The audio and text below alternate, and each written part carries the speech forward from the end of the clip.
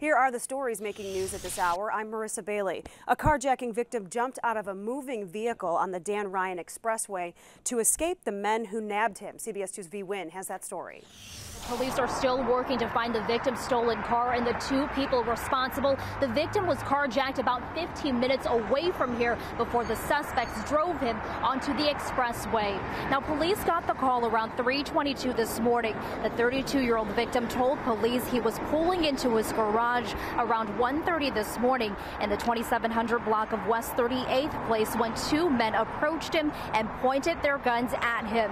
He says they pulled him out of the car and demanded his personal belongings. He told them he didn't have any money on him, and that's when they forced him into the passenger seat.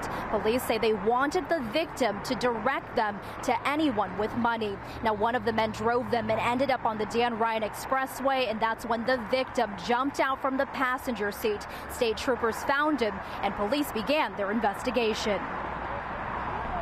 That is an unfortunate situation for that individual. I mean, no one should have to go through that. It's extremely sad that, you know, I know it happened in this neighborhood, and unfortunately in the city things happen, but, you know, we just got to keep on praying and praying for everybody that goes through traumatic situations. Now, police say the victim was not injured at this time. Police only have a vague description of the suspects. Area Central detectives are still investigating. And meteorologist Megan Glaros has a look now at your forecast.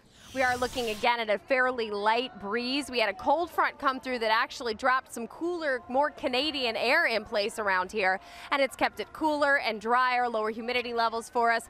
And again, this should continue moving into the weekend. So we're anticipating conditions that are going to be quite comfortable out there. Looking for a high temperature today of about, likely right about 76 degrees, maybe a little bit warmer away from the immediate lakefront. Tonight, we drop down to 60 for the overnight low, mostly clear and crisp. And tomorrow, beautiful again, lots of sunshine, 78 degrees. These temperatures as we continue through the weekend are actually a bit below average, but by July standards, that means really comfortable and very nice. And again, we stay basically dry through the weekend. On Sunday, maybe a stray shower.